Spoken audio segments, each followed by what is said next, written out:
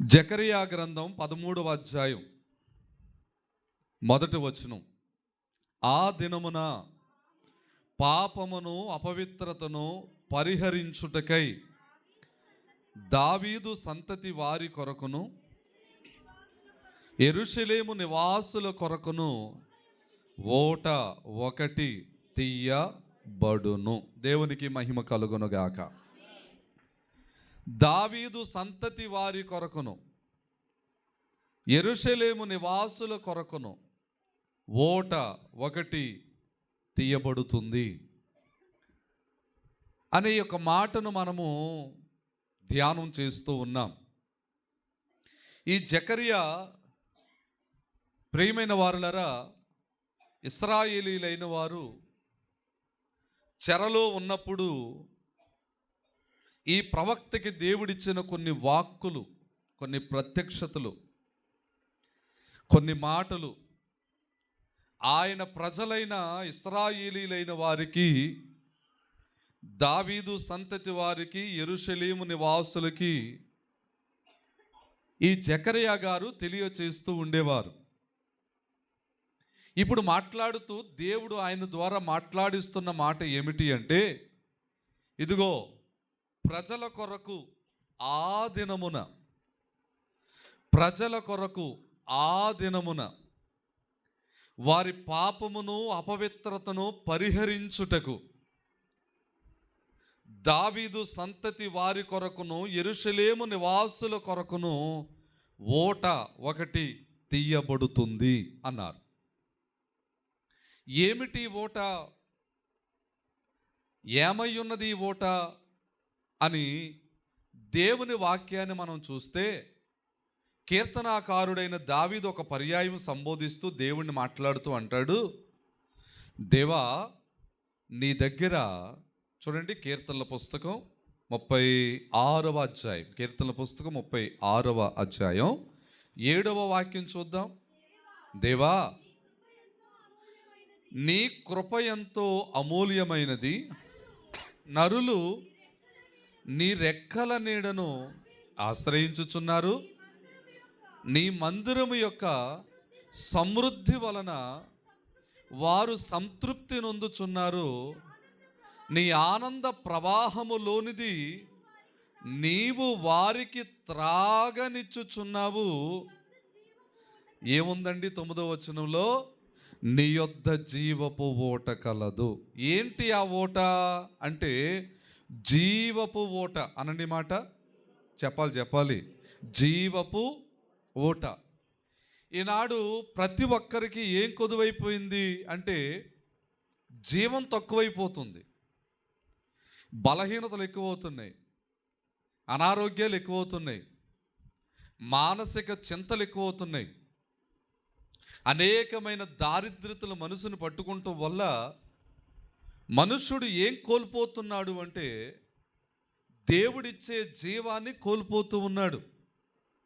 అయితే ప్రభు చెబుతున్న మాట ఏమిటి అంటే, దావీదు చెబుతున్న మాట ఏమిటి అంటే, దేవా నీ యొద్ద జీవపు ఓట కలదు. నీ దగ్గర ఏం కలదు? జీవపు ఓట కలదు. నీ దగ్గర ఒక జీవపు ఓట ఉంది. ఈ జీవపు ఓట మమ్మల్ని జీవింపజేస్తుంది అని దావీదు మాట్లాడుతుంటే, స్వయంగా దేవుడే చెప్తున్నాడు. ఏమనో తెలుసా? ఇర్మియా గ్రంథం చూడండి, ఇర్మియా గ్రంథం 2వ అధ్యాయం 13వ వచనం. దేవుడే చెప్తున్నాడు ఏమని? 2వ అధ్యాయం 13, నా జనులు 2 నేరములు చేసి ఉన్నారు, జీవ జలముల ఓట అయినా నన్ను విడిచి ఉన్నారు. ఆగండి. దేవుడు ఏమని చెప్తున్నాడు? దావీదేమో నీ దగ్గర జీవపు ఓట కలదు నాయనా అంటున్నాడు. ఇప్పుడు దేవుడే ఏమంటున్నాడంటే, నేనే జీవపు ఓటను అని చెప్తున్నాడు. దేవునికి స్తోత్రం. ఎవరు జీవపు ఓట? దేవుడే. ఆయన పేరు పాత నిబంధనలో యెహోవా, సువార్తల్లోకి వచ్చేటప్పటికి యేసుక్రీస్తు, ఇక పత్రికల్లోకి వస్తే పరిశుద్ధాత్ముడు. వీరు ముగ్గురు త్రిత్వములో ఏకత్వమై ఉన్నారు, ఏకత్వంలో త్రిత్వమై ఉన్నారు. తండ్రి, కుమార, పరిశుద్ధాత్ముడిగా ఈ లోకంలో ఆయన ప్రత్యక్షమయ్యారు. ఇప్పుడు దేవుడే స్వయంగా చెబుతున్న మాట ఏంటంటే, జీవజలముల ఊట నేనే. ఇప్పుడు మనం చదువుకున్న మూలవాక్యం ఏంటి? పాపమును అపవిత్రతను పరిహరించుటకు అనగా తీసివేయుటకు దావీదు సంతతి వారి కొరకు యెరూషలేము నివాసుల కొరకు ఓట ఒకటి తీయబడుతుంది. ఇంతకీ ఆ ఓట ఎవరు అంటే, మన కోసం ఈ లోకానికి వచ్చిన మన ప్రభు రక్షకుడైన యేసుక్రీస్తు వారే. దేవునికి స్తోత్రం చెప్పండి. మనం కలిగి ఉన్న దేవుడు జీవము కలిగిన దేవుడు. మనం కలిగి ఉన్న దేవుడు జీవపు ఓట అయ్యున్న దేవుడు. జీవపు ఓట. ఈ జీవపు ఓట దగ్గర మనం ఉంటే మనం కూడా జీవం కలిగే ఉంటాం. ఒక మాట అంటారు లోకంలో, గంధపు మొక్క చెట్టు పిచ్చి మొక్కలున్నా గంధపు వాసనే వస్తుందట. ఈ పిచ్చి మొక్కలు కూడా ఆకులు ఏ వాసన వస్తాయండి? గంధపు వాసన వస్తాయి. ఎందుకంటే గంధపు యొక్క పరిమళం వెదజల్లుచున్నప్పుడు ఈ ఆకులు లాక్కుంటాయంట ఆ గంధం యొక్క పరిమళాన్ని. అలాగా దేవుడు జీవపు ఓటై ఉన్నప్పుడు, ఆ జీవపు ఓట దగ్గర మనం నిలుచున్నప్పుడు దేవుడు మనల్ని ఎలా చేస్తాడు తెలుసా? జీవము కలిగిన వారిగా చేస్తాడట. హల్లెలూయా. ఆదికాండంలో ఉంటుంది, దేవుడైన యెహోవా మంటితో నరునిని నిర్మించి వాని నాసికా రంధ్రములలో జీవవాయువును ఓదగా నరుడు జీవాత్మ కలిగిన వాడు అయ్యను. అంటే జీవము ప్లస్ ఆత్మ, జీవాత్మ కలిగిన వాడు అయ్యాడు. ఇప్పుడు మనలో జీవము ఉంది, ఆత్మ ఉంది, ప్రాణము కూడా ఉంది. మూడు ఉన్నాయి మనకి. జీవము ఉంది, ఆత్మ ఉంది, జీవము ప్రాణము ఒకటే. మనకి దేవుడు ఎన్ని ఇచ్చాడంటే, శరీరం ఇచ్చాడు, ఆత్మనిచ్చాడు, జీవం ఇచ్చాడు. ఆ జీవమే దేవుడు మనకు పెట్టిన ప్రాణం. హల్లెలూయా. నరుణ్ణి దేవుడు ఏం చేశాడు అంటే జీవాత్మ కలిగిన వాడిగా చేశాడు. జీవాత్మ కలిగిన వాడిగా చేసి, ఏదేను తోటలో చక్కగా ఉండరా నానా, నీకేం కావాలన్నా నువ్వు కోసుకుని తినే ఆ చెట్ల ఫలాలు అన్నాడు. ఈ అవ్వమ్మ ఉంది కదండి, ఈవిడేం చేసిందంటే, ఏది చెయ్యొద్దన్నాడు దేవుడు, ఏది తినొద్దన్నాడు దేవుడు, ఎక్కడికి వెళ్ళొద్దన్నాడు దేవుడు, అక్కడికే వెళ్ళింది. ఆవిడ తింటమే కాదండి, కొన్ని తెచ్చి తన భర్తకు కూడా ఇచ్చింది. ఆవిడ జీవాన్ని పోగొట్టుకుంటమే కాదు, తన భర్త జీవాన్ని కూడా ఏం చేసిందట? పోగొట్టింది. అప్పుడు దాకా మహిమయుక్తముగా ఉన్నవారు, అప్పుడు దాకా మహిమదేహులుగా ఉన్నవారు వెంటనే ప్రియులరు అది తినగానే వారు లోక సంబంధులు అయిపోయినట్లుగా, శరీర సంబంధులు అయిపోయినట్లుగా, మహిమను పోగొట్టుకున్నట్లుగా మనం దేవుని వాక్యాన్ని చూస్తాం. కొన్ని సంగతుల్లో మనం వేలు పెట్టడం వల్ల దేవుడు మనకిచ్చిన మహిమను పోగొట్టుకుంటాం. ఇది దీని అర్థం చెప్తున్నాను. కొన్ని సంగతుల్లో మనం తలదూర్చటం వల్ల దేవుడు మనకిచ్చిన మహిమను పోగొట్టుకుంటాం, దేవుడు మనకిచ్చిన ప్రత్యక్షతను పోగొట్టుకుంటాం, దేవుడు మనకిచ్చిన జీవాన్ని పోగొట్టుకునే పరిస్థితులు వస్తాయి. జాగ్రత్త. స్తోత్రం చెప్పండి. అందుకని దేవుడు మనకి ఎటువంటి ప్రత్యక్షతలు ఇచ్చాడో వాటి మధ్య మనం జీవించటం అనేది అది గొప్ప భాగ్యం. దాన్ని కోల్పోకూడదు. దాన్ని కోల్పోతే మరలా తిరిగి సంపాదించుకుంటాం అనేది చాలా కష్టం. దావీదు లాంటి అంత భక్తులం కాదు మనం. దావీదు ఒక పర్యాయం కోల్పోయి దాని కొరకు ఎంత ఏడ్చాడో బైబిల్ చెప్తుంది, ఎంత కన్నీరు కార్చాడో బైబిల్ చెప్తుంది. అందుకే పోగొట్టుకుంటాం సులువు, కానీ దాన్ని తిరిగి సంపాదించుకుంటాం చాలా కష్టం. అందుకే దేవుడిచ్చిన ఈ జీవపు ఓటను ప్రియులరా మనము జాగ్రత్తగా కాపాడుకునే వారిగా ఉండాలి. ఈ జీవపు ఓట దగ్గర మనం ఉంటే చనిపోయే పరిస్థితి వచ్చిన ఈ జీవపు ఓట మనల్ని బ్రతికిస్తుంది. దానికి ఒక ఎగ్జాంపుల్ చూద్దాం. ఆదికాండంలోకి వెళ్దాం ఒకసారి. ఆదికాండం రండి, 21వ అధ్యాయం. ఆదికాండం 21వ అధ్యాయం 19వ వాక్యం చూడండి నాన్న. మరియు దేవుడు ఆమె కన్నులు తెరచినందున ఆమె నీళ్ల ఓట చూచి వెళ్ళి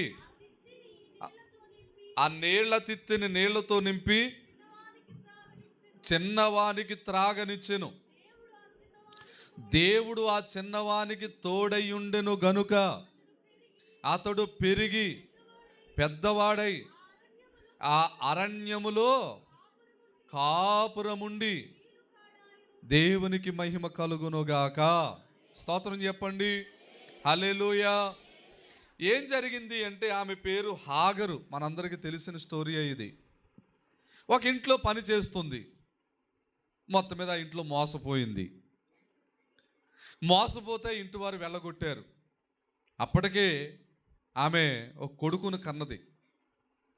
ఈ కొడుకుని వేసుకుని నేను ఎక్కడికి వెళ్ళి బ్రతకను అంటే, ఎక్కడ బతుకుతావో బతుకు, నీ చావు నువ్వు చావని అర్ధాంతరంగా ఇంట్లోంచి బయటికి గెంటేశారు. ఆమె అలా బయటికి వెళ్ళిపోతూ ఎడారి మార్గములో ఆమె అలా వెళ్ళిపోతూ ఉందంట.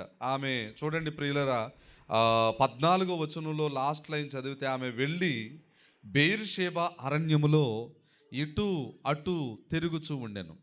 ఆ తిత్తులోని నీళ్ళు అయిపోయిన తర్వాత ఆమె ఒక పొద కింద చిన్నవాడిని పడవేసి, ఈ పిల్లవాని చావు నేను చూడలేను అనుకుని వింటి వేతంత దూరం వెళ్ళి అతనికి ఎదురుగా కూర్చుండెను. ఆమె ఎదురుగా కూర్చుండి ఎలుగెత్తి ఏడ్చాను. ఇక నా బ్రతుకు అయిపోయింది, నా జీవితం అయిపోయింది, ఇక నాకు మనుగడ లేదు, నన్ను ఇంకా ఎవరు చూడరు, నా బిడ్డ చిన్న బిడ్డ, నా బిడ్డకి భవిష్యత్తు లేదు, నాకు బ్రతుకు లేదు, తెచ్చుకున్న నీళ్ళ తిత్తులో ఉన్న నీళ్లు కూడా అయిపోయినాయి, ఇంక మా బ్రతుకు అయిపోయింది అని కొడుకుని ఒక పొద కింద కూర్చోబెట్టి వింటి వేత అనగా ఒక విల్లు ఎక్కుపెట్టి ఒక బాణం వేస్తే ఎంత దూరం వెళ్తుందో అంత దూరం వెళ్ళి ఆమె అక్కడ కూర్చుని ఆ కొడుకు ఎదురుగుండా కూర్చుని ఏడుస్తుందట. నా బ్రతుకు అయిపోయింది, నా జీవితం అయిపోయింది, ఇక నన్ను ఎవరు అర్థం చేసుకునేవారు లేరు, నాకు మనుగడ లేదు, నా బ్రతుకు లేదు, నాకు జీవం లేదు, నాకు భవిష్యత్తు లేదు, ఇక నా కొడుకు నేను చచ్చిపోవటమే అని అనుకుంటున్న సమయం ఆ సమయం. అలా అనుకుంటూ ఏడుస్తూ కన్నీళ్ళు విడిచి ప్రియమైన దేవుని పిల్లలారా దేవుని సన్నిధిలో ప్రార్థన చేస్తూ ఉంది. దేవునికి స్తోత్రం చెప్పండి. హల్లెలూయా, హల్లెలూయా. ఇంకా చెప్పాలంటే ఆ చిన్నవాడు ప్రార్థన చేయడం మొదలెట్టాడట. ఎవరండి? ఆ చిన్నవాడు ప్రార్థన చేయడం మొదలుపెట్టాడు. ఎప్పుడైతే ప్రార్థన చేయడం మొదలుపెట్టాడో వాక్యం చెప్పబడుతుంది, ఆ చిన్నవాని మొర దేవుడు విన్నాడు. నీ కష్టం వచ్చినప్పుడు, బాధ వచ్చినప్పుడు, నీ చుట్టూతో ఉన్న పరిస్థితులన్నీ నీ మీద వ్యతిరేకం చేస్తూ ఉన్నప్పుడు నీకొక్కటే ఆధారం అవ్వాలి, అదే ప్రార్థన. నీకొక్కటే ఆధారం అవ్వాలి, అదే దేవునికి మొర్ర పెట్టడం. అది ఎంత కష్టం కానీ, ఎంత ఇబ్బంది కానీ, ఎంత వేదన కానీ, ఎంత ఆవేదన కానీ, ఎన్ని పరిస్థితులు నిన్ను చుట్టూత కబలించినా సరే నీ ఒక్కటే ఆధారం పెట్టుకో, ప్రార్థన. ఆ ప్రార్థన నిన్ను ఏం చేస్తా తెలుసా? నీకున్న పరిస్థితులన్నిటి మీద నీకు జయము కలగజేస్తుంది. గట్టిగా స్తోత్రం చెప్పు. హల్లెలూయా, హల్లెలూయా. ఆ తల్లి ఇక మా భవిష్యత్తు అయిపోయింది, ఇక మాకు ఇంక మనుగడ లేదు, అయిపోయింది, మా జీవితం అయిపోయింది, నా కొడుకు జీవితం అయిపోయింది, నా జీవితం అయిపోయిందని వింటి వేతంత దూరం వెళ్ళి ఏడుస్తుందట.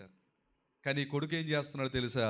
దేవుని సన్నిధిలో ప్రార్థన చేస్తూ ఉన్నాడు. హల్లెలూయా, హల్లెలూయా. ప్రార్థన చేర్చలేని స్థలము ఉన్నదా? ప్రార్థన మార్చలేని హృదయం ఉన్నదా అని ఓ భక్తుడు పాడాడు. దేవునికి స్తోత్రం. ఈ ప్రార్థన ఏమైందంటే దేవుని సన్నిధికి వెళ్ళిపోయింది. అక్కడ రాయబడుతుంది, కింద వచనం చూడండి, 17వ వచనం చూడండి.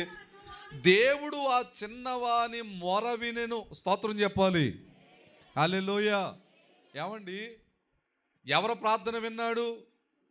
చిన్నవాని ప్రార్థన విన్నాడు. పిల్లలారా, యవనస్తులారా, మీరు ఇంటికాడ ప్రార్థన చేస్తున్నారా? యవన ఆడపిల్లలు ఇంటికాడ ప్రార్థన చేస్తున్నారా? చిన్నవాని మొర విన్నారు అనే మాట ఇక్కడ చదువుతున్నాం. ఎంతమంది ప్రార్థనలో పెరుగుతున్నారు? ఎంతమంది బైబిల్ చదవటంలో పెరుగుతున్నారు? ఎంతమంది దేవుని జీవపు ఓటకు దగ్గరగా బ్రతుకుతున్నారు? ఎంతమంది దేవుని జీవపు ఓట కావాలని కోరుకుంటున్నారు? లోకమే కావాలనుకుంటే లోకమును దాని ఆశయు గతించిపోవు, చున్నవి కానీ దేవుని చిత్తమును జరిగించువారు నిరంతరం నిలబడతారన్నాడు యోహాను గారు. హల్లెలూయా.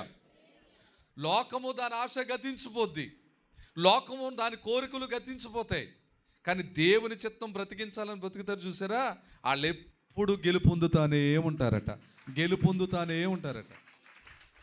దేవునికి స్తోత్రం. మరి ఎంతమంది ఈ చిన్నవాని వలె ప్రార్థన చేస్తున్నారు యవనస్తులారా? అయ్యా మేము చదువుకుంటున్నాం మంచిదే, కాలేజీకి వెళ్తున్నాం మంచిదే, అయ్యా మేము పనికి వెళ్తున్నాం మంచిదే.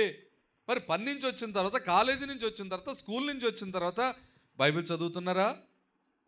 వాక్యం చదువుతున్నారా? ప్రార్థన చేస్తున్నారా? అలా మీరు ప్రార్థన చేసే వరుసలో ఉంటే ఈ చిన్నవాని మొర విన్న దేవుడు మీ మొర కూడా వింటాడు. హల్లెలూయా, హల్లెలూయా. ఈనాటి కాలంలో ప్రియులరా, సెల్ ఫోన్లు వచ్చిన తర్వాత బైబిల్ అలవాటు తప్పిపోయింది కదండి. ఈ మధ్యకాలంలో చాలామంది, ఇంతకుముందు పాటలు ఏమన్నా రాసుకోవాలంటే ఓ డైరీ కొనుక్కుని దాంట్లో రాసుకునేవారండి. ఇప్పుడు సెల్ ఫోన్ గూగుల్లోకి వెళ్ళి అలా కొడుతుంటే ఇలా పాట వచ్చేస్తుంది. ఏమండి, అన్నిటికీ సెల్ ఫోనే వాడుతున్నారు. నేను తప్పు అంటలేదు, కానీ ఎంతవరకు దాన్ని వాడాలో అంతవరకే. దేవునికి ఇవ్వాల్సిన సమయాన్ని దేవునికి ఇవ్వండి, ప్రార్థనకి ఇవ్వాల్సిన సమయాన్ని ప్రార్థనకి ఇవ్వండి, బైబిల్ చదవటానికి ఇవ్వాల్సిన సమయం బైబిల్ చదవటానికి ఇవ్వండి, ధ్యానంలో ఉండే సమయం ధ్యానానికి ఇవ్వండి. కనిపెట్టండి కాసేపు దేవుని సన్నిధిలో. ప్రభు మీతో మాట్లాడతారు, ప్రభు మీకు కనబడతారు. ఏదో మనం చర్చికి వస్తున్నాం వెళ్ళిపోతున్నాం అంటే సరిపోలేదు. ప్రభుతో మన అనుబంధం ఉందా లేదా? ప్రభుతో మన సంబంధం ఉందా లేదా? యెషయా గారు పాడుతూ అంటారు, విడదీయగలరా ఎవరైనను మరి ఏదైనను, రాజా జగమెరిగిన నా యేసు రాగాలలో అనురాగాలు కురిపించిన మన బంధము అనుబంధము మన అనుబంధము, విడదీయగలరా ఎవరైనను మరి ఏదైనను, విడదీయగలరా. హల్లెలూయా. నువ్వు దేవునితో పెట్టుకున్న సంబంధం కనుక కనెక్ట్ అయ్యి ఉంటే, కరెక్ట్గా ఉంటే, సెల్ ఫోన్ కాదు కదా, దాని తాత వచ్చినా సరే నీకు దేవునికి ఉన్న బంధాన్ని మాత్రం చెప్పరే.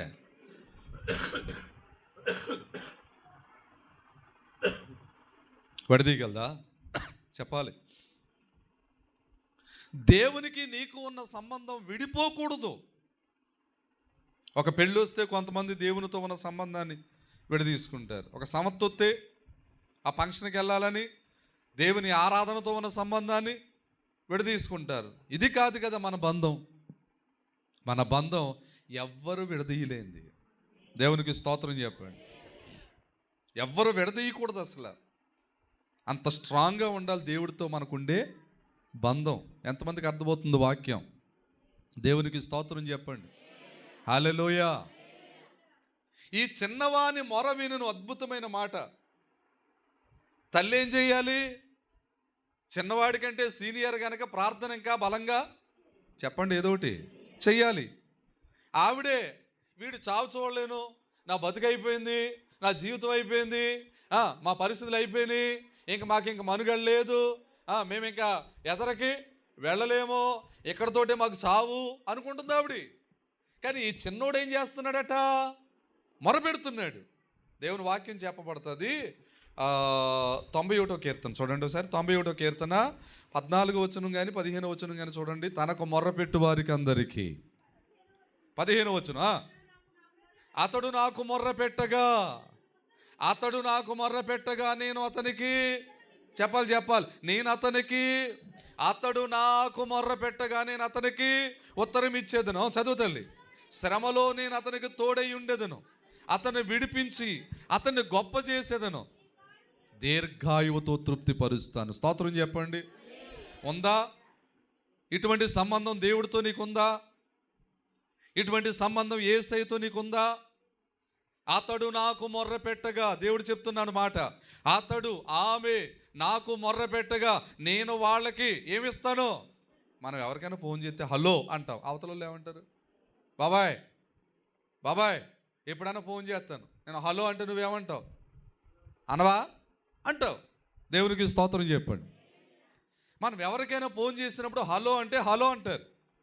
అలాగే మనం మొర్ర పెట్టినప్పుడట దేవుడు రిప్లై ఇస్తాడటండి, సమాధానం ఇస్తాడట. ఎంతమంది ఇట్టి సంబంధాన్ని కలిగి ఉంటారో నిజంగా వారు ధన్యులండి. వారి ప్రార్థన దేవుని సన్నిధికి వెళుతుంది. కలిగి ఉన్నారా ఇటు మంచి సంబంధం? ఎవరెవరితోడో సంబంధాలు ఉంటాయి మనకి. లోకంలో ఉన్న వాళ్ళందరూ మన ఫ్రెండ్స్ ఉండటం తప్పని నేను అంటలేదు. దేవుడికి ఇచ్చే సమయాన్ని నువ్వు దొంగిలించి మనుషులతో గడపటం మంచిది కాదని చెప్తున్నాను. ఎవరితో గడపాలి? చెప్పాలి. దేవునికి ఇచ్చే సమయం దేవునికి ఇచ్చేయాలి. ఈ రోజు నుంచి పెట్టుకోండి ఒక కొంత సమయం. కాలేజీ నుంచి వచ్చిన తర్వాత యూత్ వారు ఏం చేయాలి? కొంత సమయం ప్రార్థనకి పెట్టుకో. ఆ సమయంలో కొంత బైబిల్ చదువుకో. ఆ సమయంలో కొత్త పాట నేర్చుకో, విను. కొత్త పాట అంటే ఏ పాట?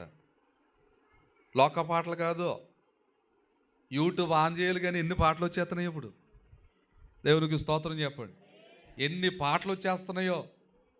ప్రతి ఒక్కరూ కొత్త పాట రాయటం, దాన్ని చక్కగా పాడటం, యూట్యూబ్లో పెట్టేయటమే. మనకు ఓపుకుండా చూడాలి కానీ ఈ చూడం, మనకి ఈ చూడటానికి ఖాళీ ఉండదు. ఏమండి, మొన్న మధ్యకాలంలో అక్కడెక్కడో లక్కవరం దగ్గర ఇరుసుమండంట. ఏమొచ్చిందండి? గ్యాస్ లీక్ అయింది. ఇంక బేకులు ఎత్తేసారు. అందరూ పారిపోయారు, అటు పారిపోయారు, ఇటు పారిపోయారు. దేవుని కృప, ఎవరికి హాని కాకుండా దేవుడు చాలా కాపాడాడు. ఎందుకంటే అటువంటి విషయాల కోసం కూడా సన్నిధిలో మనం ప్రార్థన చేస్తున్నాం. ఎవరికి ఏ హాని కానివద్దు ప్రభువా. ప్రయాణాలు చేసేవారి కోసం మన ప్రార్థన ఉంటుంది. ఏమండి, నీటి మీద ప్రయాణం చేసేవారు, నేల మీద ప్రయాణం చేసేవారు, నింగిలో ప్రయాణం చేసేవారు, అందరి కొరకు ప్రార్థనలు ఉంటాయి. వైద్యం చేసే డాక్టర్ల కొరకు ప్రార్థన చేస్తాం, వ్యవసాయదారుల కోసం ప్రార్థన చేస్తాం, సమస్యల్లో ఉన్న వారి కోసం చేస్తాం, చిక్కుల్లో ఉన్న వారి కోసం, చెరలో ఉన్న వారి కోసం. ఎందుకంటే ఇది దేవుడు మనకిచ్చిన పని, దేవుడు మనకిచ్చిన బాధ్యత. మనం రక్షించబడ్డాం. అనేక మంది రక్షించబడటం కోసం ప్రార్థన చేసే బాధ్యత దేవుడు మన భుజం మీద పెట్టాడు. నిజమేనా? మరి రక్షించబడిన మనం వారి కోసం ఏం చేయాలి? చెయ్యొద్దా ప్రార్థన? చెయ్యాలి. ఈ చిన్నవాడు చేసిన ప్రార్థన, అతడు నాకు మొర్ర పెట్టగా నేను అతనికి ఉత్తరం ఇచ్చేదను, శ్రమలోంచి అతను నేను విడిపిస్తాను, శ్రమలో తోడై ఉంటాను, శ్రమ నుండి విడిపిస్తాను, దీర్ఘాయువు చేత అతన్ని నేను తృప్తి. ఈ వాక్యం అక్షరాల అతని జీవితంలో నెరవేరింది. అందుకే ఆదికాండం 21వ అధ్యాయం 17వ వచనంలో దేవుడు ఆ చిన్నవాని మొర వినెను. అప్పుడు దేవుని దూత ఆకాశం నుండి హాగరును పిలిచి, హాగరు నీకేమొచ్చింది? భయపడకు, ఈ చిన్నవాడున్న చోట దేవుడు వాని స్వరం విని ఉన్నాడు. స్తోత్రం చెప్పండి గట్టిగా. దేవుని దూత ఎవరిని గద్దిస్తుంది? ప్రార్థన చేయలేని వారిని గద్దిస్తుంది. అక్కడ పాయింట్ అది. ప్రార్థన చేయకుండా ఏమంటుంది ఆవిడ? చచ్చిపోతాను, తేలిపోతాను, చచ్చిపోతాను. ఫ్యాన్ ఎక్కడా, తాడెక్కడా, కాయ ఎక్కడా, గోదావరి ఎక్కడా అంటుంది ఆవిడ. ఈనాడు కూడా చాలామంది చూడండి, సమస్యలు వస్తే, కష్టాలు వస్తే, ఇబ్బందులు వస్తే ఏం చేస్తారో తెలుసా? ఈ చావు వైపే పరిగెడతారండి. అది క్షేమమా? అది ఆ సమస్యకు ముగింపా? చెప్పరే. కాదు. నువ్వు ప్రార్థన చేస్తే నా దేవుడు నీ ప్రార్థన ద్వారా నీ ఇంట్లో కార్యం చేస్తాడు. నువ్వు ప్రార్థన చేయి. నీకు ఓపుకున్నంత సేపు మోకాళ్ళేసి కాసేపు చేయి, కాసేపు బాసిపెట్ట వేసుకుని చేయి, ఎవరు వద్దనలేదు నిన్ను. కాసేపు నిలబడి చేయి, కానీ ప్రార్థనలో గడుపు. నువ్వు ప్రార్థనలో ఉండు. ఆ చిన్నవాడు మొర దేవుడు వినటానికి కారణం, చిన్నవాడిని పొద కింద పాడేసిందేమో కానీ చిన్నవాడు మాత్రం ఏం చేస్తున్నాడు? అది ఈ తల్లి చదువుతుంది, చదవటం ఈ తల్లి. మా బతుకు ఎలాగైపోయింది, వాళ్ళు ఇలా చేశారు, వీళ్ళు ఇలా చేశారు, ఇది చదువుతుంది ఈవిడి. దేవుని బిడ్డలారా, మీరు ఎవరిని చదవకండి.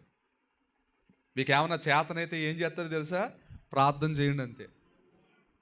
నిన్ను బాధించు వారి కొరకు ప్రార్థన ఎప్పుడు చేయు, నిన్ను బాధించు వారి కొరకు ప్రార్థన ఎప్పుడు.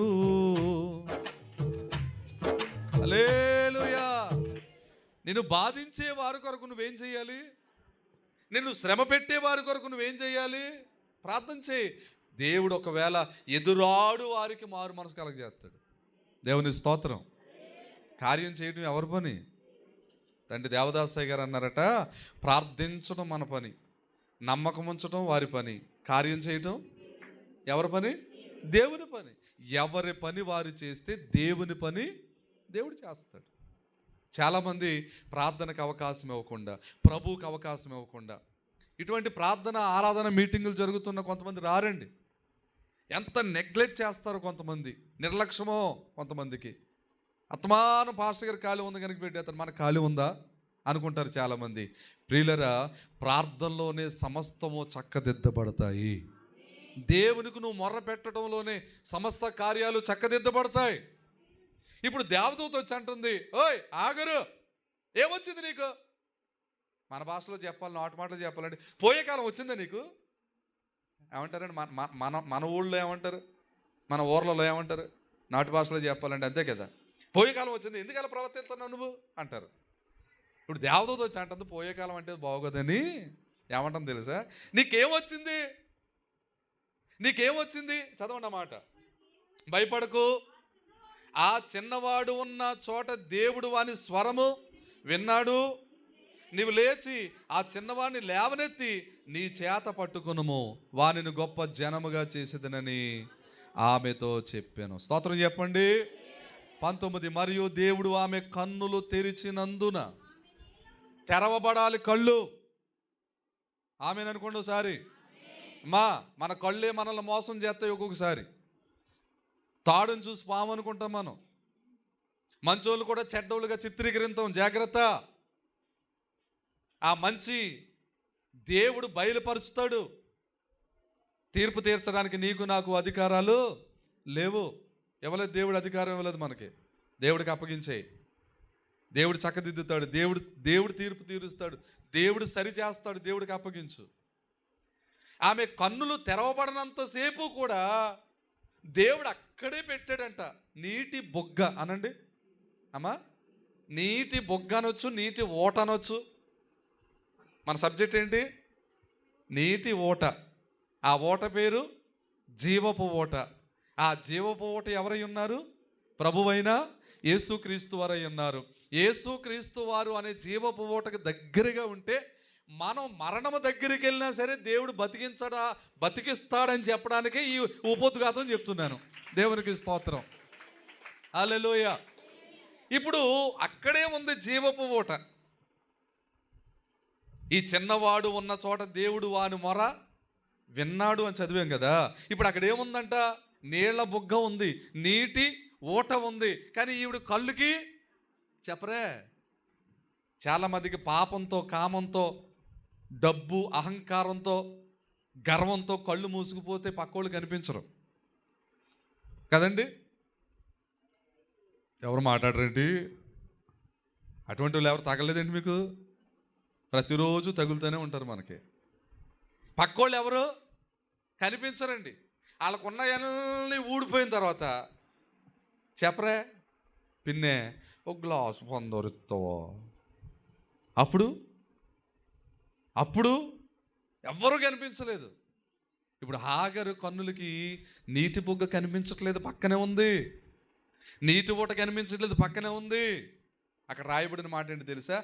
దేవుడు ఆమె కన్నులు తెరిచినందున ఆమె నీళ్ల ఓట చూచి వెళ్ళి ఆ తిత్తిని నీళ్లతో నింపి ఆ చిన్నవాడికి త్రాగనిచ్చాను. చప్పుడు కొట్టేసే నామని మహింపరుద్దామంటే, నా యేసయ్య నీళ్ల జీవపు ఓట. హల్లెలూయా. జీవపు ఓట. దేవుని బిడ్డ, దేవుని జీవపు ఓటకు నువ్వు దగ్గరగా ఉన్నప్పుడు మరణమే నీ దగ్గరకు వచ్చినా మరణం నిన్నేం చేయలేదు. అది గుర్తుపెట్టుకో. మరణము కూడా నీ దగ్గర తల వంచాల్సిందే. కారణం ఏంటో తెలుసా? మనం నమ్ముకున్న దేవుడి దగ్గరే మరణం తలంచింది. కొట్టుగట్టిగా దేవుని వాక్యంలో చెప్పబడుతుంది, మరణము తప్పించుట యెహోవా వశం, మనుషుల వశం కాదు. మరణము తప్పించుట యెహోవా వశం. మా తల్లిగారు చనిపోకముందు ఎన్నో పర్యాయాలు మరణం దగ్గరకు వచ్చింది. ఒకటే ప్రార్థన చేసేవాళ్ళు, ప్రభువా మరి కొంతకాలం నీ కుమార్తెను బ్రతికించి ఆరోగ్యం ఇస్తే నీ సేవ చేస్తుంది ప్రభువా, అనేకుల కొరకు ప్రార్థన చేస్తుంది ప్రభువా అని మేము ప్రార్థన చేస్తే దేవుడు అలా ఆయుష్ పొడిగించుకుంటూ వచ్చేవాడు. అంటే జీవపు ఓట ఇచ్చేవాడు మా తల్లిగారికి. అలా బ్రతికేది. ఈరోజు మన అందరం బ్రతుకుతున్నాం. 2026వ సంవత్సరంలోనికి మనం అడుగుపెట్టామంటే మన ప్రతిభ కాదు, మన బలము కాదు, దేవుడు మనకు తోడై ఉండడాన్ని బట్టే. హల్లెలూయా. దేవుడు మనకు తోడై ఉండడాన్ని బట్టే. మరణమే దగ్గరికి వచ్చింది. ఎవరికి? హాగరికి, తన కుమారునికి మరణమే దగ్గరకు వచ్చింది. కానీ ఆ చిన్నవాడు దేవునికి ఏం చేశాడట? మొరపెట్టాడండి, ప్రార్థన చేశాడండి. దేవుని బిడ్డ, ప్రార్థన విషయంలో నువ్వు ఎప్పుడు నెగ్లెక్ట్ చేయి, మాకు నిర్లక్ష్యంగా ఉండమాకు. ఇక ఎంత ఓపిక లేకపోయినా కనీసం పావుగంట చేసే ప్రార్థన కనీసం 10 నిమిషాలన్నా చేసుకుని ఆ రోజు నీవు రోజును ముగించు. నువ్వు ఎంత పని చేసుకుని చక్కబెట్టుకుని ఎంత చదువుకుని ఇంటికి వచ్చినా కాసేపు ప్రార్థనలో గడిపిన తర్వాత నువ్వు నిద్రకు అవకాశమే. అది నీకు మంచిది. ఆ చిన్నవాడు మొర్ర పెట్టాడు గనక మరణము దగ్గరికి వెళ్ళిపోయిన వాళ్ళని దేవుడు ఏం చేశాడు తెలుసా? జీవపు ఓట దగ్గరికి తీసుకొచ్చాడు. కొట్టండి గట్టిగా చెప్పట్లేదు. జీవపు ఓట అంటే ప్రార్థన ఒక వ్యక్తిని బ్రతికిస్తుంది. నువ్వు చేసే ప్రార్థన అనేక మందిని బ్రతికించాలి. నువ్వు చేసే ప్రార్థన అనేక మందికి జీవాన్ని పోయాలి. నువ్వు చేసే ప్రార్థన అనేక మందిని దేవుని కొరకు సంపాదించాలి. హల్లెలూయా. అట్టి ప్రార్థన వరుసలోకి నువ్వు వస్తే ఎక్కడికి వచ్చావో తెలుసా? జీవపు ఓట దగ్గరకు వచ్చినట్లు లెక్క. అనగా జీవపు ఓటైన యేసుక్రీస్తు ప్రభువుని ఆనుకున్నట్లు లెక్క. రెండో విషయం చెప్తాను. రెండో విషయం, ఈ ఓట మనకేం చేస్తుంది? ఆదికాండంలోని 24వ అధ్యాయం రండి. ఆదికాండంలోని 24వ అధ్యాయం 13వ వచనం. చిత్తగించుము, నేను ఈ నీళ్ల ఓట యొద్ద నిలుచున్నాను. ఈ ఊరి వారి పిల్లలు నీళ్లు చేదుకునుటకు వచ్చుచున్నారు. కాబట్టి నేను త్రాగునట్లు నీవు దయచేసి నీ కడవను ఉంచుమని నేను చెప్పగా, నీవు త్రాగుము, నీ ఒంటెలకును నీళ్లు పెట్టేదని ఏ చిన్నది చెప్పునో ఆమె ఏ నీ సేవకుడైన సాకు కొరకు నీవు నియమించినది ఉండునుగాక. అందువలన నీవు నా యజమానుని మీద అనుగ్రహము చూపితివని తెలుసుకొందున నేను. స్తోత్రం చెప్పండి. ఈయన ఓ పెళ్లి సంబంధం చూడటానికి వెళ్తున్నాడండి. వినాలి. ఓ పెళ్లి సంబంధం చూడటానికి వెళ్తున్నాడు. పెళ్లి సంబంధం చూడటానికి వెళ్ళి వాళ్ళు ఏం చేస్తారు? ఓ 4-5 పెద్ద మనుషులు తీసుకుని, చెప్పరా, ఓ 2-3 జోడాలు తీసుకుని వాళ్ళ ఇంట్లో వాళ్ళనో బయట వాళ్ళనో ఊరి పెద్దలను ఎవరొకరిని తీసుకుని వెళ్ళరా. ఈయన ఏం చేశాడు తెలుసా? పెళ్లి సంబంధానికి వెళ్తే 10 ఒంట్లని ఎట్టుకెళ్ళాడంట. ఏటిల్ని? ఎవరన్నా ఒంట్లని, గాడిదల్ని, కుక్కల్ని, నక్కల్ని తీసుకెళ్తారా? చెప్పరే. ఈయన ఏం చేశాడు? ఒంట్లు తీసుకెళ్ళాడంట.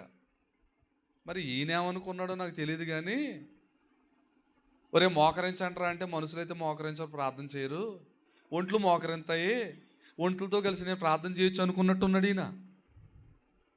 ఈయన ప్రార్థన చేస్తుంటే ఒంట్లు కూడా మోకరించాయంట. అటువంటి ఒంట్లను తీసుకెళ్ళాడు. దేవుని బిడ్డ, దేవుని సన్నిధిలో చక్కగా మోకరించే ఒంటిలా నీవు ఉండాలి. హల్లెలూయా. కొంతమంది దొంగ మోకాళ్ళు వేస్తూ ఉంటారు కదండి. దొంగ మోకాళ్ళు అంటే ఏంటి?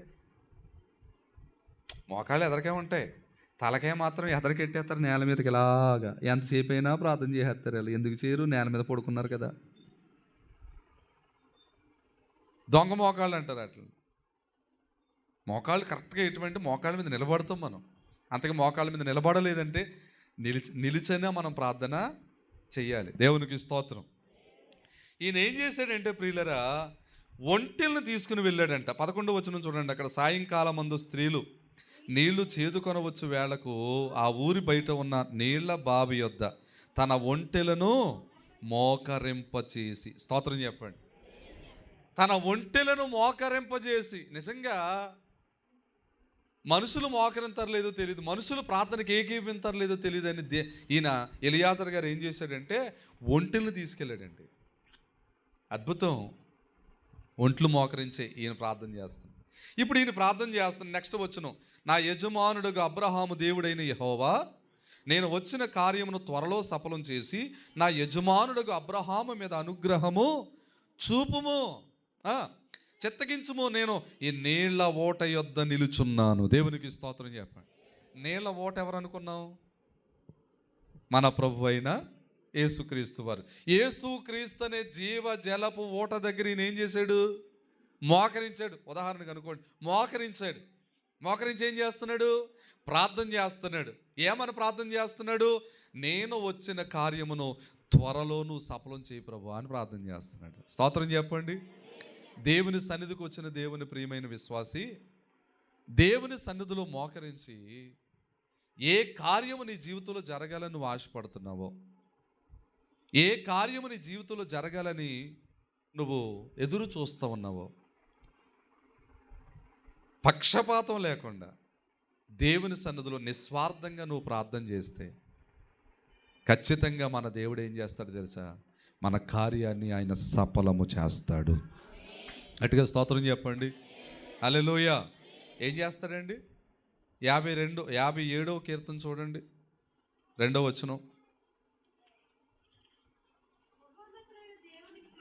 మహోన్నతుడైన దేవునికి నా కార్యము సఫలము చేయు నా దేవునికి. ఇప్పుడు ఈయన ఏం చేస్తున్నాడు? ఎలియాజర్ గారు ఏం చేస్తున్నాడు? కార్యము సఫలము చేయు దేవునికి మొర్ర చెప్పరే. మనం నమ్ముకున్న దేవుడు ఎవరో తెలుసా? కార్యము సఫలము చేసే దేవుడు, విఫలం చేసే దేవుడు కాదండి. మీకు మాట చెప్తాను, కొన్ని విషయాలు ఉంటాయి. మనం ఏంటంటే అందరూ మనోళ్ళే కదా అని మనం ఏం చేస్తాం? అందరి దగ్గర పని చేసుకుంటాం. నేను ఈ పని ఇలా చేద్దాం అనుకుంటున్నాను, ఈ పని ఇలా చేద్దాం అనుకుంటున్నాను, ఈ పని ఇలా చేద్దాం అనుకుంటున్నాను. మనం ఏం చేస్తామంటే స్వార్థం లేకుండా మన వాళ్ళే కదా అని మనం పని చేసుకుంటాం. వాళ్ళలో కొంతమంది మనకు విరోధులైపోయి ఏం చేస్తారంటే ఎలా దీన్ని పాడు చేయాలి, ఎలా ఇది జరగకుండా ఆపాలి, ఎలా ఏళ్ళని ఎదగకుండా ఆపాలి అని కొంతమంది కొన్ని ప్రయత్నాలు చెప్పరే, చేస్తారా చేయరా? అందుకని ఏం చేయాలంటే అన్నీ చెప్పుకోకూడదు. స్తోత్రం చెప్పండి. అందరికీ చెప్పుకోకూడదు. మీకు కానీ అర్థమైందా? అరకాసు బంగారం కొన్నామని 6 ఊళ్ళకి చూపించేస్తే ఏదో ఊర్లో ఉంటాడు దొంగోడు, ఏదో నైట్ వేసేస్తాడు దెబ్బ. అన్నీ అందరికీ చెప్పుకునేవి కావు. అందుకే దేవుడు మనకిచ్చిన ప్రత్యక్షతలన్నీ బయట పెట్టుకోకండి. ప్రభు ఇచ్చిన ప్రత్యక్షతలు అవసరమైతే ఒక పుస్తకం మీద రాసుకోండి. దేవుడిచ్చిన దర్శనాలు ఒక పుస్తకం మీద రాసుకోండి. సేవకునికి చెప్పండి, అయ్యా నాకు ఈ దర్శనం వచ్చింది, దీని భావం ఏంటి? ప్రభు నాకు ఎలా చూపారు, దీని భావం ఏంటి? దీని భావం ఏంటి? దైవజనుడు ప్రార్థన చేసి, ప్రభువా ఆ బిడ్డకి మీరు ఇచ్చిన ఆ స్వప్నం భావం ఏంటి, ఆ దర్శన భావం ఏంటి మాకు చెప్పండి ప్రభు అంటే ప్రభు బయలుపరుస్తారు. లేదు నువ్వే మోకరించు, నువ్వే దేవుడిని అడుగు, దాని భావాన్ని దేవుడు నీకే బయలుపరుస్తాడు. ఇది అందరికీ చెప్పుకునేది చెప్పరే. అలా చెప్పుకున్నందుకే కదా యోసేపుని ఏం చేశారు చెప్పరే, తొక్కి నార తీసేశారు. ఆ సబ్జెక్ట్ కూడా వస్తుంది మనకు ఇప్పుడు. దేవునికి స్తోత్రం చెప్పండి. సరే, ఎలియాజర్ గారు దేవుని సన్నిధిలో ప్రియులరా ప్రార్థన చేస్తున్నాడు. ప్రభువా ప్రభువా ప్రభువా, నేను వచ్చిన కార్యం నువ్వు సఫలం చేయి. మన దేవుడు ఎవరు అని చదువుకున్నాం? మహోన్నతుడైన దేవుడు అంట, మన కార్యము సఫలం చెయ్యు దేవుడు అంటే 57వ కీర్తనలో ఉంది. ఇప్పుడు ఇక్కడికి వచ్చేద్దాం. ఎక్కడికి? 24 అధ్యాయాలకు వచ్చేద్దాం. ఆదికాండం. ఈయన ఏం చేస్తున్నాడంటే దేవుని సన్నిధిలో ప్రార్థన చేస్తున్నాడు. అలా ప్రార్థన చేసి ముగించి ఆ నీళ్ల ఓట యొద్ద ప్రార్థన చేసి ముగించాడో లేదో రెబెక్కమ్మ కడవ భుజాన్ని ఎత్తుకుని వచ్చిందంట. స్తోత్రం చెప్పండి. ఆవిడని అడిగాడంట, అమ్మకరై మంచిలు పోయి అమ్మ తాగటానికి అన్నాడంట. పోసిందంట. నాకే కదరా, నాకు కొంచెం ఒంట్లు ఉన్నాయి, ఆ ఒంట్లో కూడా కానీ నీళ్ళు పోయమ్మా అన్నాడంట. ఆవిడ అస్సలు ఇసుక్కోకుండా, ఇంత మాట కూడా మాట్లాడకుండా. ఏమండి, ఇప్పుడు కాలంలో పిల్లల్ని కనుక అలాగా 10 ఒంట్లకు వద్దులే, ఒక్క ఒంటికి నీళ్ళు ఎట్టమంటే ఏమండి, ఒక్క ఒంటికి ఎట్టడానికి 100 మందినన్నా తిడుతుంది ఆవిడ. 100 తిట్లన్నా తిడుతుంది. అసలు ఏమనుకుంటున్నావు? నీకు ఓపిక ఉంది, నీకు ఎడతాను, ఊరోళ్ళు అందరం తీసుకొచ్చి ఎక్కడ ఎడతాను అందా? అటువంటి పరిస్థితి లేదు. కానీ ఆవిడ ఏం చేసిందంటే ఒంట్లకి నీళ్లు పోసింది, ఆయనకి తాగడానికి నీళ్లు పోసింది. ఇంకా ఆయన అన్నాడంట, అమ్మా ఈ రాత్రి మేము మీ ఇంటికాడ ఉండటానికి, బస చేయటానికి, మా ఒంటెలకి స్థలము, మేత, మాకేమన్నా ఆహారం ఉంటుందా అని అడిగితే ఆవిడ ఏమందో తెలుసా? మాయమరం ఎరగనావిడ అన్నమాట. అందుకే ఆశీర్వదించబడింది. ఓ మా ఇంటికాడ బోల్డ్ ఆహారం ఉంది, బోల్డ్ స్థలం ఉంది మా నాన్నగారికి అందంట. అని తీసుకెళ్ళిపోయిందట. దేవుని స్తోత్రం చెప్పండి. అటువంటి వారే కదా ఆశీర్వదించబడతారు. హల్లెలూయా. వెంటనే అద్భుతం జరిగింది. అప్పుడు ఆయన అంటాడు, ఏమని తెలుసా? దేవా, నేను నీ సన్నిధిలో చేసిన ప్రార్థనను ఆలకించి ఈ కార్యము నాకు సఫలము చేసావు, నీకు స్తోత్రం అంటాడు. నీళ్ళ ఓట దగ్గర మనం ప్రార్థన చేస్తే మన కార్యం ఏమవుతుంది? నీళ్ళ ఓట దగ్గర మొర్రపెట్టిన వారు మరణం దాకా వెళ్ళిపోయారు. దేవుడేమిచ్చాడు? జీవపు ఓట తాగించాడు, జీవమిచ్చి మరణం నుంచి తప్పించాడు. 1. 2, జీవపు ఓట దగ్గర మొర్రపెట్టాడు ఎలియాజరు. అద్భుతం. నేను వచ్చిన కార్యం సఫలం చేయన్నాడంతే. ఓ పెళ్లి సంబంధానికి వెళ్తాను, సఫలం చేయన్నాడంతే. ఆయన వెళ్తున్న సంబంధాన్ని దారిలోనే ఎదురయ్యేటట్టు చేశాడు దేవుడు. దేవునికి స్తోత్రం చెప్పండి. కార్యము సఫలము చేసే దేవుడు. ఇక 3వ విషయాన్ని చెప్పి నేను ముగిస్తాను ప్రియులరా. ఈ ఓట ఎటువంటిది? ఆదికాండంలోనే 49వ అధ్యాయం 22వ వచనం చూడండి. యోసేపు ఫలించెడి కొమ్మ, ఓట యొద్ద ఫలించెడి కొమ్మ, దాని రెమ్మలు గోడ మీదకి ఎక్కి వ్యాపించును. స్తోత్రం చెప్పండి ఒకసారి. యోసేపు తండ్రి గారు తన కొడుకులందరినీ ఆశీర్వదిస్తున్న గడియ ఈ గడియ. ఒక్కొక్కరిని వాళ్ళు ఎలా ఉంటారు ఏంటి ఈ విషయాలన్నీ చెప్పుకుంటూ వస్తూ యోసేపు దగ్గరికి వచ్చేటప్పటికి మాట్లాడుతున్నాడు ఆయన. యోసేపు ఫలించెటి కొమ్మ అన్నమాట. అమ్మా, ఫలించెటి కొమ్మ. ఎక్కడ ఫలిస్తాడు? ఓట యొద్ద ఫలించెడి కొమ్మ. దేవునికి స్తోత్రం. ఏ ఓట? మూలవాక్యం జీవపు. ఆ జీవపు ఓట ఎవరు? ప్రభు అయిన యేసుక్రీస్తు వారు. చూడండి ప్రియులరే, యోసేపు గారి జీవితంలోనికి ఒక్కసారి మనం తొంగి చూస్తే వాళ్ళ నాన్న సర్లే లాస్ట్లో పుట్టాడు కదా అనుకుని అతనికి ఏమిచ్చాడట? ఒక అంగీ కుట్టించాడట. ఈ అన్నగారులు అందరూ విషపు చూపు చూపి ఈ యోసేపు గారు ఉన్న కాడ ఉండడు. ఈయన ఏదన్నా కళ వస్తే, స్వప్నం వస్తే, దర్శనం వస్తే ఏం చేశాడు? అన్నగారి దగ్గరికి వెళ్ళి, ఒరే అన్నయ్య, మనం అందరం పొలంలో కోత కోస్తున్నావురా, కట్టేత కడుతున్నావురా, కట్టేత కట్టేసి నా కట్టేత కట్టేసి నా కట్ట అలా ఉంటే అదేంటో తెలియదు, నా కట్ట అలా లేచి నిలబడిందిరా, మీ కట్టలో నిలబడి ఉన్నాయి కానీ ఆ కట్ట ఎదురుగుండా అలా పడిపోయి సాష్టాంగ నమస్కారం చేస్తున్నాయిరా అన్నాడు. ఒళ్ళు మండిపోయింది వీళ్ళకి. అర్థమైందా? తర్వాత అన్నాడు, అన్నయ్య ఒక నక్షత్రం ఉంది, ఆ నక్షత్రానికి 11 నక్షత్రాలు నమస్కారం చేస్తున్నారా అన్నయ్య అన్నాడు. మళ్ళీ ఒళ్ళు మండిపోయింది. వచ్చిన దర్శనాలు దాచుకోవచ్చు కదా. మాయమరం ఎరగని వాడు కనుక ఏం చేశాడు? చెప్పేసేవాడు. చెప్పేస్తే వీళ్ళు ఏం పెంచుకున్నారంట? పగ. ఎక్కడ దొరుకుతాడా వేసేద్దాం, ఎక్కడ దొరుకుతాడా చంపేద్దాం. పాపం ఒక రోజున అన్నగారులకు భోజనం పెట్టమని పట్టుకెళ్ళమని వాళ్ళ నాన్న పంపించాడు. ఓ బుట్టలో పెట్టించి ఆయన ఎత్తి మీద పెట్టుకుని వస్తుంటే పలానా చోట ఉంటారని తెలిసింది. అక్కడికి వచ్చాడు, లేడు. ఎవరో కనిపించారు దారిలో. ఏమండి, గొర్రెల్ని మేపుకుంటా 11 మంది మనుషులు ఉంటారండి, వాళ్ళు ఎవరైనా కనిపించారంటే ఇప్పుడే వాళ్ళు ఇప్పుడు దాకా ఇక్కడే కూర్చున్నారు, దోతానికి వెళ్దాం రండి అని చెప్పుకుంటూ విన్నాను నేను. దోతాను వెళ్తానన్నారంటే అక్కడి నుంచి మళ్ళీ బయలుదేరి దోతాను వెళ్తాడు ఈ బుట్ట పట్టుకొని. దోతాను వెళ్ళేటప్పటికి ఒక ఎత్తైన స్థలం నుంచి కిందకి దిగుతూ ఉంటాడు యోసేపు. కింద ఉంటారు వీళ్ళు 11 మంది, చూస్తారు యోసేపు. ఈ 10 మంది ఈ 10 మంది ఏం చేస్తారు తెలుసా? అదిగో కలలు కనేవాడు వచ్చుచున్నాడు, ఆడు వచ్చిన వెంటనే వేసేద్దాంరా అనుకుంటున్నారు వీళ్ళు. ఎందుకో పెద్దోడు రూబేను, ఒరే ఆయన చంపటం ఎందుకురా, చంపితే మనకేమవుతుంది, ఓ పని చేద్దాం, ఆయన ఎవరికైనా అమ్మేద్దాం, ఆడు గొడవ ఉండదు ఇంక మనకి అని మిథ్యాను వర్తకులు వస్తుంటే వాళ్ళకి అమ్మేస్తారండి యోసేపుని. యోసేపు జీవితానికి యేసుక్రీస్తు ప్రభు జీవితానికి పోలికలు ఉంటాయి. యోసేపు గారు అమ్మబడ్డారు, యేసుక్రీస్తు ప్రభు వారు అమ్మబడ్డారు. యోసేపు అన్నదమ్ముల చేత అన్నల చేత కొట్టించబడ్డాడు. యేసుక్రీస్తు ప్రభు వారు కూడా చెరసాలలో ఉన్నారు, కొరడా దెబ్బలు తిన్నారు, 39 కొరడా దెబ్బలు తిన్నారు. అంటే పోలికలు ఉన్నాయి, కొన్ని పోలికలు ఉన్నాయి. సరే, యోసేపు గారి దగ్గరకు వచ్చిన వెంటనే వీడిని పట్టుకుని అంగీ పీకేసి లాగేసి ప్రియమైన వాళ్ళ ఒక నీళ్లు లేని ఒక గోతిలో గెంటేస్తారు. అక్కడ ఉంటాడు, చాలా బాధపడతాడు. కానీ అద్భుతమైన మాట చెప్పనా, అక్కడ కూడా రాయబడిన మాట, దేవుడు అతనికి తోడుగా ఉన్నాడు. ఎందుకో తెలుసా?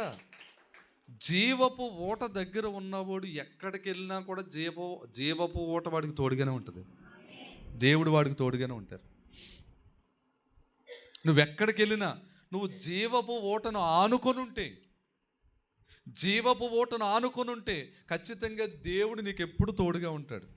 యోసేపు గోతులో పడ్డప్పుడు దేవుడు తోడుగా ఉన్నాడు, పైకి తీసి అమ్మేసినప్పుడు దేవుడు తోడుగా ఉన్నాడు, పొతిఫర్ ఐగుప్తులో కొనుక్కున్నప్పుడు దేవుడు తోడుగా ఉన్నాడు, పొతిఫర్ ఇంట్లో ఉన్నప్పుడు తోడుగా ఉన్నాడు, తర్వాత చెరసాల్లోకి వెళ్ళిపోయాడు చెయ్యను తప్పుకి, అయినా దేవుడు తోడుగా ఉన్నాడు, చెరసాల్లోంచి బయటికి తీసుకొచ్చినప్పుడు దేవుడు తోడుగా ఉన్నాడు. ప్రియమైన వారలారా, ఎన్ని శ్రమలు పడిన తర్వాత దేవుడు అతన్ని ఏం చేశాడు తెలుసా? ఆ దేశానికి ఒక గవర్నర్ని చేశాడండి. గవర్నర్ సంతకం లేనిది ఏది చెల్లదు. నిజమా కాదా? గవర్నర్ని చేశాడు దేవుడు. అంటే ముఖ్యమంత్రి కంటే ఎక్కువ. దేవునికి స్తోత్రం చెప్పండి. ఒక గవర్నర్ని చేశాడు. ఆ గవర్నర్గా అతడు పదవి బాధ్యతలు తీసుకున్నాడు. ఆ తర్వాత ప్రియులరా, అతని కోసం రాయబడిన మాట, తండ్రి చెబుతున్న మాట ఏంటంటే, యోసేపు ఫలించేది కొమ్మ. ఎక్కడ ఫలిస్తున్నాడు? ఓట దగ్గర ఫలిస్తున్నాడు. నువ్వు దేవునితో అనుబంధం కలిగి ఉన్నప్పుడే ఫలిస్తావు. దేవునితో సంబంధాన్ని నువ్వు తెంపేసుకుంటే ఫలించలేవు, ఎండిపోతావు. జాగ్రత్త.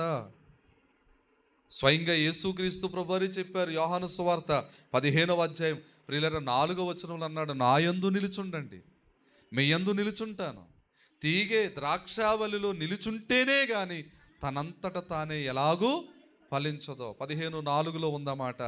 తనంతట తానే ఎలాగూ ఫలించదు, అలాగే మీరు నాలో ఉంటేనే కానీ ఫలింపులోకి రారబ్బాయి అన్నాడు. మీరు నాలో ఉంటేనే, జీవపు ఓటకు మనం ఆనుకొని ఉంటేనే, జీవపు ఓట దగ్గర ఉంటేనే మనం ఫలిస్తాం. హల్లెలూయా. ఓట దగ్గర ఉన్న హాగరు మరణము నుండి జీవంలోనికి వచ్చింది కదా, మొదటి మాట.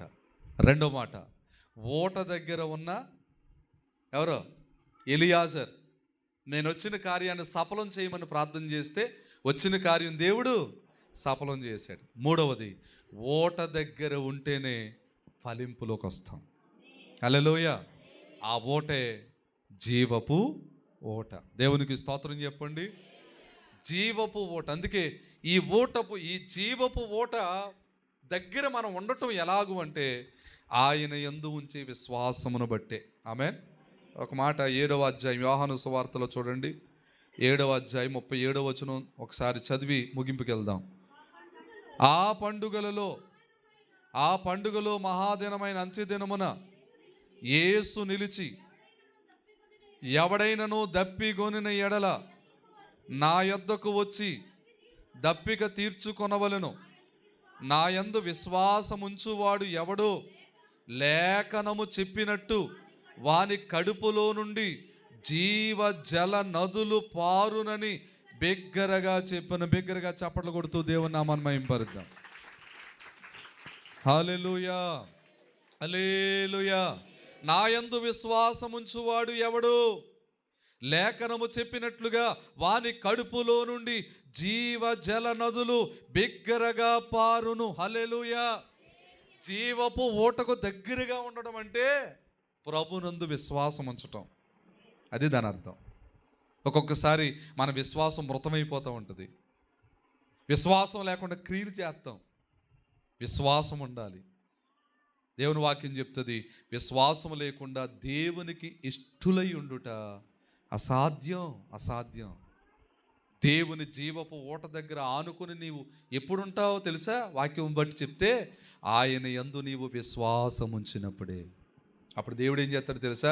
నీ కడుపులో నుండే జీవజల నదులు ప్రవహింపజేస్తాడట. హల్లెలూయా. రండి కింద వచనం కూడా చదవండి, 39. తన యందు విశ్వాసముంచువారు పొందబోవు ఆత్మను గూర్చి ఆయన ఈ మాట చెప్పాను. స్తోత్రం చెప్పండి ఒకసారి. హల్లెలూయా. మూలవాక్యం, పాపమును అపవిత్రతను పరిహరించుటకై ఓట ఒకటి తీయబడుతుంది. ఆ ఓట ఏం చేస్తా తెలుసా? మనలో ఉన్న పాపాన్ని తీస్తుంది, మనకున్న అపవిత్రతను తీస్తుంది, పరిశుద్ధుల్ని చేస్తుంది, నీతిమంతుల్ని చేస్తుంది, దేవుని రాజ్య వారసుల్ని చేస్తుంది. హల్లెలూయా. మనం పరిశుద్ధులం అవ్వాలన్నా, నీతిమంతులం అవ్వాలన్నా, దేవుని రాజ్య వారసులుగా తయారవ్వాలన్నా ఓట దగ్గర ఉండాలి. మనం ఓటను ఆనుకొని ఉండాలి. వాక్యం అర్థమైన వాళ్ళు ఒకసారి చేతులు ఎత్తి స్తోత్రం చెప్తారా? దేవుని ఓట. ఆ ఓట ఎవరు అనుకున్నాం? జీవజలపు. ఆ జీవజలపు ఓటే యేసుక్రీస్తు ప్రభువారై ఉన్నారు. దేవునికి స్తోత్రం. కనుక పాపమును అపవిత్రతను పరిహరించడానికి, పరిశుద్ధతనివ్వటానికి దేవుడు ప్రియులరా ఈ లోకంలోనికి జీవపు ఓటగా వచ్చారు. ఆయన రాకపోతే దేవదాసయ్య గారు అన్నారు, మనకు పుట్టగతులే లేవంట. ఎవరు రాకపోతే? యేసు ప్రభువారు ఈ లోకానికి రాకపోతే మనకు పుట్టగతులే లేవు. ఎంతకాలం మనం లోకంలో తిరిగాం కాదు. నువ్వు అసలు ప్రభువుని అంగీకరించావా? ఆయన యందు విశ్వాసం ఉంచావా? ఆయనకు ప్రార్థన చేస్తున్నావా? ఆయన ఓట దగ్గర ఉన్నావా? ఆయన ఓటను ఆనుకొని ఉన్నావా లేదా? అసలు నీలో విశ్వాసం ఉందా లేదా అని ఎప్పటికప్పుడు మనం తూకం వేసుకుని పరిశీలన చేసుకోవాలి. అప్పుడే దేవుడు మనల్ని ఆశీర్వదిస్తాడు, అప్పుడే దేవుడు మనల్ని దీవిస్తాడు. 3 విషయాలు చెప్పాను. జీవపు ఓట అయిన నీటి ఓట దగ్గర ఉన్న ఒకరు మరణము నుండి జీవములోనికి వచ్చారు. నెంబర్ 1. 2, ఆ జీవపు ఓట దగ్గర ఉన్న ఒక ఆయన ఏ కార్యము జరగాలని వెళ్ళాడో ఆ కార్యం అతని జీవితంలో జరిగింది. 3వది, ఆ ఓట దగ్గర ఉన్న ఇంకొక ఆయన ఫలించే స్థితిలోకి వచ్చాడు, ఫలించే స్థాయిలోకి వచ్చాడు, ఫలించే స్థితిలోకి వచ్చాడు. దేవుని బిడ్డ, ఈ సంవత్సరంలో నువ్వు ఫలించాలని దేవుడు కోరుకుంటున్నాడు. ఈ సంవత్సరంలో దేవుడు అభివృద్ధి పొందాలని కోరుకుంటున్నాడు. ఈ సంవత్సరంలో నువ్వు ఆరోగ్య విషయంలో ఫలించాలి. ప్రియులరా, దేవుని సన్నిధిలో నువ్వు ఫలించాలి. ఒక్క ప్రార్థన నువ్వు ఎప్పుడైనా చేసుకో. ఈ సంవత్సరంలో ఏ ఆదివారం నేను మిస్ అవ్వకూడదునైనా, ఏ ఆదివారం నేను పోగొట్టుకోకూడదునైనా, ఏ ఆదివారం నీ సన్నిధికి నేను దూరం అవ్వకూడదునైనా. దూరం అయ్యానా ఓట దగ్గర నుంచి దూరమైనట్టే. ఓట దగ్గర నుంచి దూరం అయితే మరణం దగ్గరకు వస్తుంది. ఓట దగ్గర నుంచి దూరం అయితే జరిగే కార్యం వెనక్కి వెళుతుంది. ఓట దగ్గర నుంచి దూరం అయితే ఫలించుట అనేది ఆగిపోతుంది. వద్దు, ఓట దగ్గరే ఉందాం, విశ్వాసం కలిగి ఉందాం, నిరీక్షణ కలిగి ఉందాం, ప్రభు కొరకే నడుద్దాం, ప్రభు కొరకు బ్రతుకుదాం. ఈ 52 ఆదివారాలు దేవుని సందులో విడిచిపెట్టకుండా ప్రభు సన్నిధి వెంబడిందాం. ప్రతిరోజు జీవపు ఓటకు దగ్గర ఉన్నటువంటి చెప్పినగా ఇందాక ప్రతిరోజు మన అనుదిన ప్రార్థనలు మనం చేసుకుందాం. అనుదిన ప్రార్థనలు. యవనస్తురాండ్రు దేవునికి ప్రార్థనకి దగ్గరగా ఉండండి. మరణం మీ దగ్గరికి రాదు. మీరు అనుకుంటున్న కార్యం జరుగుతుంది. మీరు చదువులో ఫలిస్తారు, జాబులో ఫలిస్తారు, భవిష్యత్తులో ఫలిస్తారు. అలా ఫలించే కృప, భాగ్యం దేవుడు మనందరికీ దయచేయునుగాక. ప్రార్థన. పరిశుద్ధుడైన తండ్రి, ప్రేమమయుడా, జీవంగల యేసయ్యా, ఇంతవరకు నాతోనే మాట్లాడారు నాయన. పాపమును అపవిత్రతను పరిహరించుటకు ఓట ఒకటి తీయబడుతుంది. ఆ ఓట పేరేంటి? జీవపు ఓట. ఆ ఓట జీవ జలముల ఓట నేనే అని సెలవిచ్చిన దేవా, ఈనాడు నీ ఓటకు దూరమైతే మేమేమి నష్టపోతామో చెప్పారు. జీవ జలపు ఓట దగ్గరే ఉంటే ఏం పొందుకుంటామో చెప్పారు. మరణం తప్పించబడుతుంది 1, అనుకున్న కార్యం జరుగుతుంది 2, 3వది ఓట దగ్గర ఉంటేనే ఫలిస్తాం నాయనా. యోసేపు ఓట దగ్గర ఫలించే స్థితి వచ్చింది, ఫలించే స్థాయి వచ్చింది. ఈరోజు వాక్యం ద్వారా మాతో మాట్లాడినందులకు వందనాలు.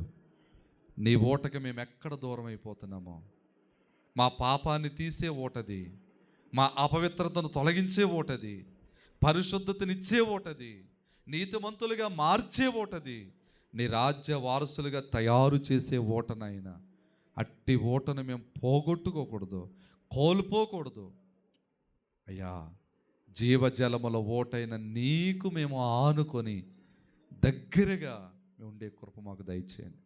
విశ్వాసం కలిగి నిన్ను వెంబడించే భాగ్యం, విశ్వాసం కలిగి నీకు మొర్రపెట్టే భాగ్యం, విశ్వాసం కలిగి కార్యం జరగాలని ఎదురు చూసే భాగ్యం, విశ్వాసం కలిగి ఫలించే భాగ్యం మాకు దయచేసి మీ నామానికే మహిమ తెచ్చుకోమని మా మంచి రక్షకుడు, విమోచకుడు, పరిశుద్ధుడైన యేసుక్రీస్తు నామమున ప్రార్థన చేసి అడిగి వేడుకుంటున్నా మా పరమ తండ్రి.